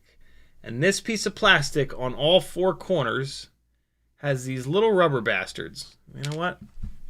There'll be a picture of this on Beta FPV's website. 04 canopy. Yeah. Nope. Don't want that. That is the canopy, but I want better pictures of it. All right, cool. So inside, yeah, there we go. Inside of this canopy, we've got the front piece here that the camera snaps into. We've got these little rubber bastards, and then we've got this rear piece. And those little rubber guys, as you can see here, they go in between. So your camera is up here, and then the camera is isolated with these rubber guys. So the camera can move up, down, left, right, front, and back. All drones, all of them, regardless of how brand new the motors are, how fancy the propellers are, how well balanced everything is, all drones are vibration machines. There's no getting around it. And it gets worse and worse and worse as the props get beat up, or as, you know, all the things that we do to them happen. And so by soft mounting the camera, what can happen, it's basically the quad will vibrate underneath the camera and like around the camera. So the weight of the camera is going to want to keep it steady while the quad kind of vibrates. The lighter the camera is, the more it's going to want to come with that vibration. So these 04 light cameras are incredibly lightweight. So if you're going to soft mount them and have it work, it has to be a pretty loose soft mount, which is exactly what this is. Like, if I can show you, here's one of the little rubber guys. Ready? I'm not going to push very hard on it. It is unbelievably soft. Like, I am not pushing, like if I push down hard, right? That's me pushing down, like not even really hard. These are outrageously soft. This is a very, very, very soft mount. And that's where some of the jello issues can come from. That's also, there are like durability issues with that, right? You got 4 tiny little rubber guys, and then you fucking whale this thing into something, that camera is liable to come firing out the front, right? Like, there are serious problems about soft mounting. With soft mounting, I don't soft mount unless I absolutely have to. You can just soft mount a little bit. I'm hoping that the Bando Turtle setup here with this chunk of TPU, I'm hoping that this maybe just has a little bit of movement to it, and maybe that's all that we need. But yeah, that's the difference between hard mount and soft mount. They both have problems. The like running a soft mounted HD camera is not always the solution, and it can cause all kinds of shit. Also, it can cause tuning problems, right? You've got your camera that's soft mounted, and so the quad starts vibrating. Well, now the camera can develop its own vibration, its own resonance, and then you have to go in and drop a notch filter on top of that. If when I was using this canopy on the 1S 75mm build, I had to do that. It was unflyable without a notch filter on top of this massive vibration that the camera itself had. It's, you know, everything has a resonant frequency, right? You take your fucking tweezers and you whack them like that, you're looking at the resonant frequency. You can hear it, right? Boom. These have a resonant frequency. This flux syringe has a resonant frequency. It's a really high resonant frequency because it's really stiff, but it has a resonant frequency, right? And so everything has one. When you soft mount a camera, you better damn well believe it's going to try to find its own resonant frequency and move all around. Sometimes it's not a problem, sometimes it is. And so, yeah, there's a lot that kind of goes into that. I hate to give you such a long answer, but that's kind of what I do. Nathan Wells says, did you turn off your DJI goggles OSD for live broadcast? I did not, because the OSD is automatically removed when you run it through Cosmo Streamer. And I have OSD. I have OSD when I fly. It's just not recording it onto the DVR for some reason. I wouldn't be surprised if it's some weird version mismatch thing. Because I have everything set up the way that it should be. It could also be that I've recently moved all of my OSD elements off to the very bottom of the screen. Outside of the image in the black, I have my image shrunken down a little bit in my DJI goggles because the field of view is a little too wide. And so I think that could have something to do with it. But I just need to do a little bit of looking. A little bit of troubleshooting. So yeah, that's the deal, friends. I do have a couple of batteries charged. I'm going to fly some newbie drone stuff. But the 2S 2-inch HD testing is full stank a lot of puss ahead. I'm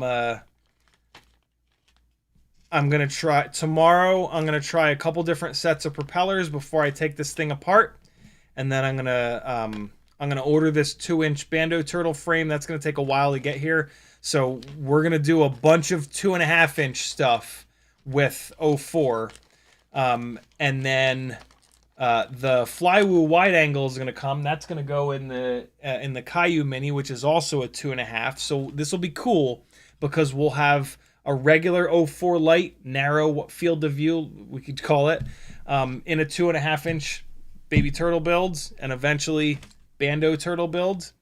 And then we'll have the wide angle Flywoo lens on the Caillou Mini.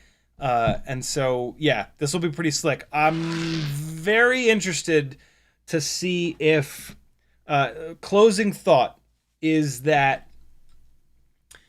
the 2-inch build, there is, if you look at like the prop disc, right, the full area that this thing is making thrust, in here, look at this blade, in here, there is more garbage. There is more stuff for this thrust to hit. And there's a chance that that's causing some aerodynamic instability, which is related to why this is shaking around a little bit more. There's a chance that on this 2.5-inch build, we've got so much of a cleaner disc of thrust being made on all four corners. I wonder if that's going to make a difference. I'll find out, and you can watch me find out because I'm bringing you with me. I'm going to bug. So, in reference to that, one of the only things I don't love about the Bando Turtle frame is that they've added these little extra pieces here, and that's going to block some of that thrust. And so I am actually going to bug Sub 250 GFPV about this frame. This is the 2-inch HD Pro, because I think this frame might be a little bit better. This is certainly better for durability, but for cinematic stuff, I'm pretty sure this guy is going to be better. So I'm going to ask him if he can maybe turn this frame back on CNC or whatever the website is. What is it? It's not CNC Madness. It's cncdrones.com. So yeah, we'll see.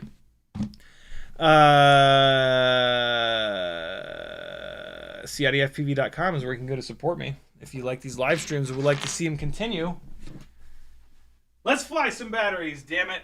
Hummingbird with a different canopy.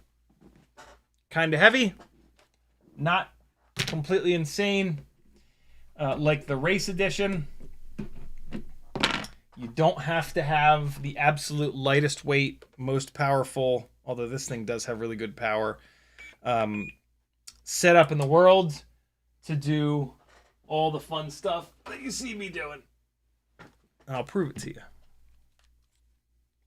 So yeah, this is a Hummingbird V4 from Newbie Drone. I've switched the propellers over to HQ 1.2 by 0.9 by 3s. I've switched the canopy over to a Brain canopy, which I sell in my Etsy store, or you can just download from Thingiverse. And I might have changed these antennas. It's got janky but super lightweight antennas. That's it. Totally stock Hummingbird other than that. Let's bounce it off the walls. What do you say?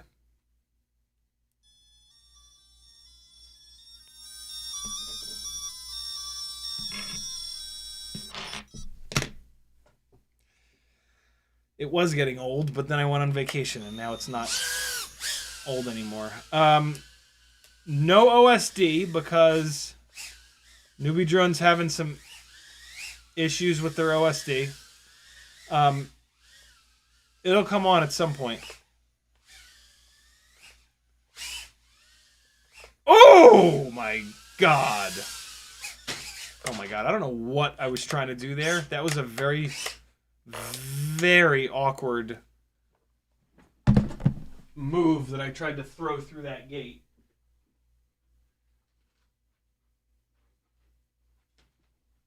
Teddy, are you gonna eat it? Where'd you go, you little jerk?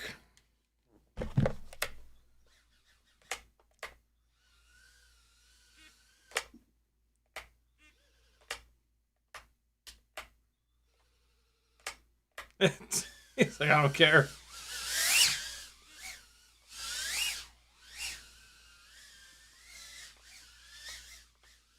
Hey, yo. Nope. Oh, boy. Oh, my God. What? Oh, it just barely clipped the ceiling, and it went into crash protection, so I did not have control for the exact moment where I needed control. Oh my god! Wow. Okay, hold on. Hold on. Let's just chill for a second. We're just gonna fly for a minute. Oh, I'm so sorry, Teddy! You okay, buddy? Are you upset? He doesn't care. Look at him. This dog is indestructible, bro. Indestructible.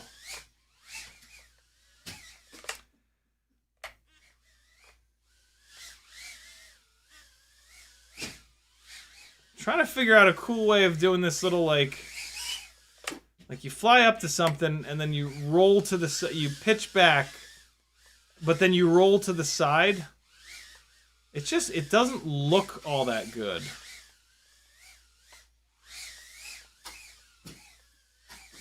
Come on, give me control back, motherfucker! It went into, it, like, stayed in crash prevention. Oh.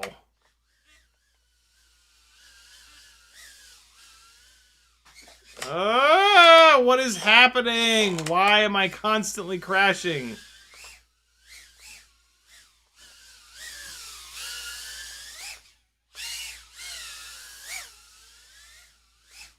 Oh, that was...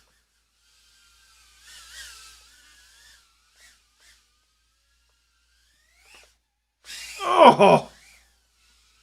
I don't know where the battery is at, because I can't believe the OSD has not turned on at all. This whole time I've been flying, I've had no OSD whatsoever.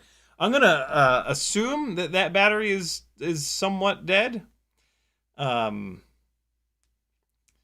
Has anybody bought a Newbie Drone Hummingbird V4 in the last, like, 6 months? Any idea if they've figured out the OSD? This is a prototype that they sent me. So they sent me the Race V2 much more recently than this, and the OSD problem was way better. I can't get this battery unplugged. I like these NX69 connectors, but boy, it is hard to get the batteries unplugged sometimes with them. There we go. All right, I had to use pliers. All right, what did I just discharge this battery down to? Let's see. Oh, no, it's good. 3.76. Cool. All right. Another one here. This is a hashtag 6 batteries live stream, so god damn it, you fly 6 batteries today, my friends. I'm not going to fly 6. I'm going to do 1 or 2 more. You need to cover me on the other 3, or what you should do is fly 6 batteries today, because tomorrow you will appreciate it. There's a little bit of OSD. And it's gone.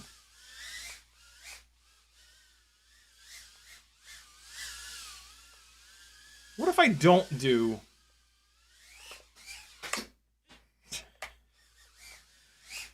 What if I don't do crazy shit? I can't. It's the fun stuff. The fun stuff is when I fire this thing across the room at 0 throttle upside down.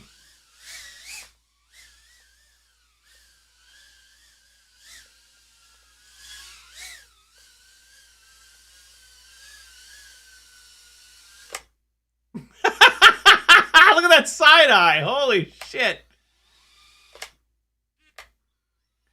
Look at this fluffy motherfucker. Have you seen fluff like that anywhere? He's getting mad. He just got groomed like 2 weeks ago. He's getting mad at already. We told him to leave it long. That's the problem with leaving it long. No! Alright, don't do crazy shit. Just fly. Just fly around. Don't do anything crazy. Just fly. Oh god, no! No! Let me live! Just fly around.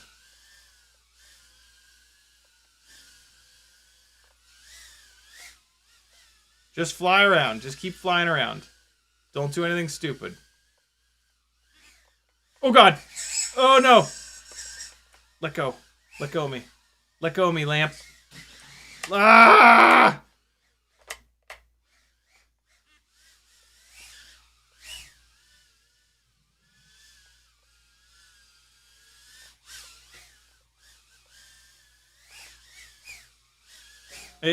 No! No, no! Stop it!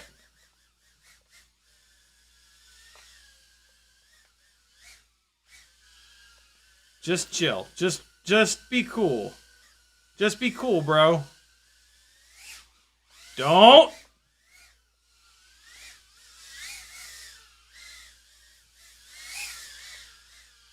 Just chill.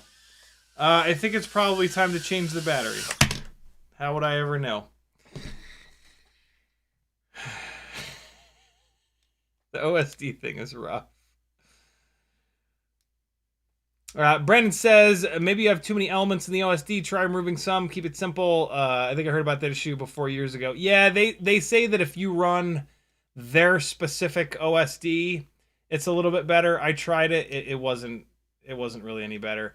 The reason why, and Brandon's talking about it a little bit in chat, the reason why we have issues with Newbie Drone's OSD is that they don't use the standard gigantic OSD chip that everybody else does. They built their own OSD and they put it on a tiny little chip to save space on the board, which is a great idea if it works. And like, it's working right now. There we go. We've got it again. We've got OSD. I'm going to try to not crash so that we don't lose it. Although...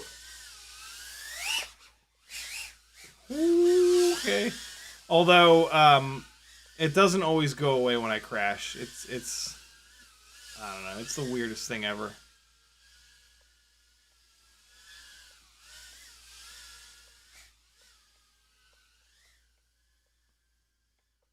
I'm trying to not crash. It's hard.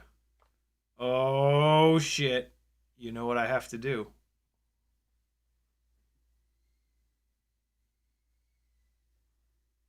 Boy, it is hard to see.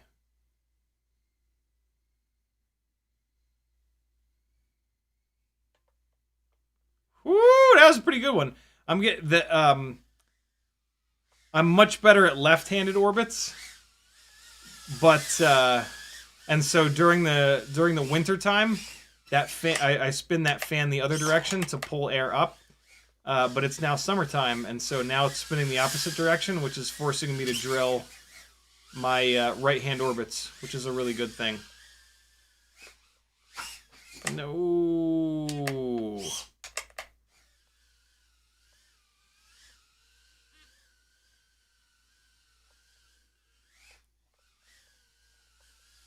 Woo!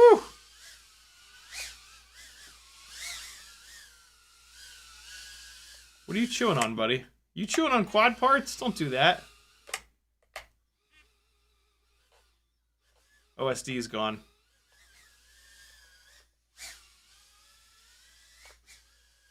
No, no, no.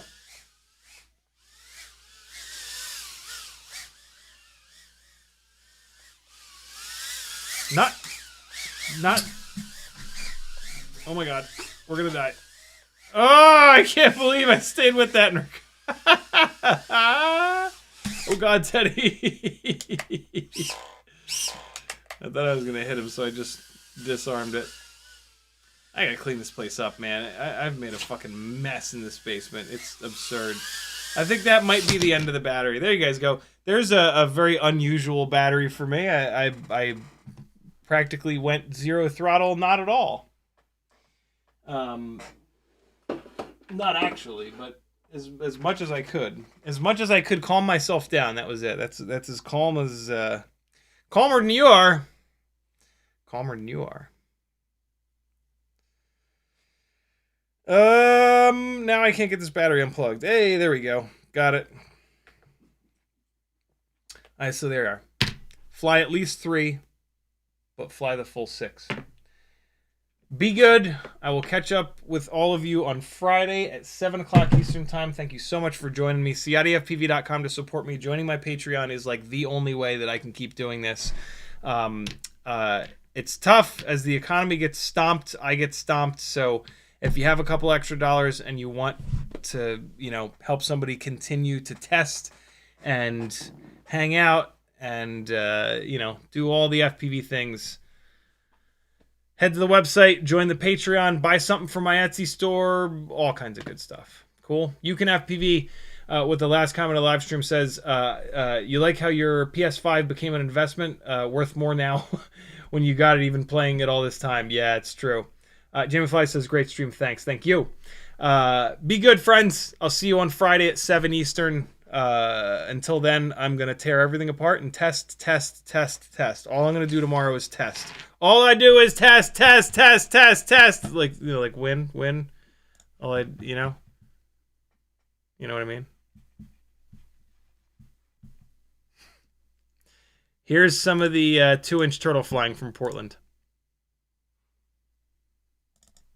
Love you, bye. This is back on the 1003s, of course. Later.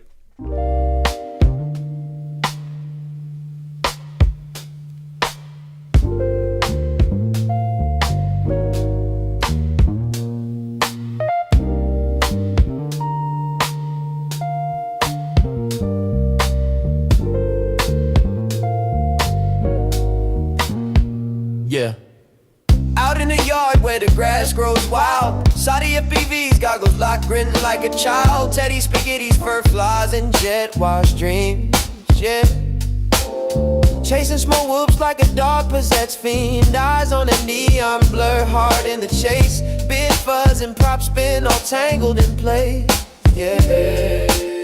Four-legged rebel with a rotor stir tail in the circus of the sky. They never fail. CiottiFPV, Teddy spaghetti, dynamic duo kings, barking at the breeze, throttling at top speed. They zooming through hoops, flipping in style. That schnauzer's got throttle and a 2D smile. Yeah. Ciotti's on sticks, Teddy's on paws. Side by side, legends breaking all the laws. Through the kitchen, over couch scale terrain. Backyard mayhem in their flight domain. No ground too sacred, no loop too tight. Fuzz, fuel, fury ignites the night. When pilot and pup lock eyes on the prize, every whoop they conquer is a fresh cut surprise. Yeah. Yo, Ciotti behind the sticks, Teddy's leading the pack.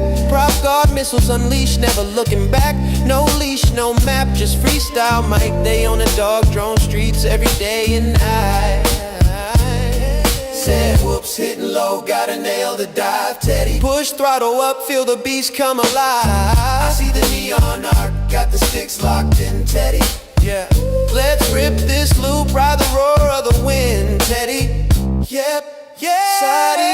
CiottiFPV, yeah. Teddy's spaghetti, yeah. Diamond and duo kings, barking at the breeze, throttling at top speed, zooming through hoops, flipping in style.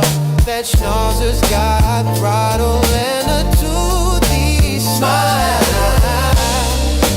Teddy's spaghetti. Barking at the breeze, falling at top speed, things zooming through hoops, flipping in style. That schnauzer's got throttle and a toothy smile. Yeah, when you hear that bar cut the rotor hum, you know Ciotti and Teddy's mission's just begun. FPVs, fur-faced legends, legends singing loud.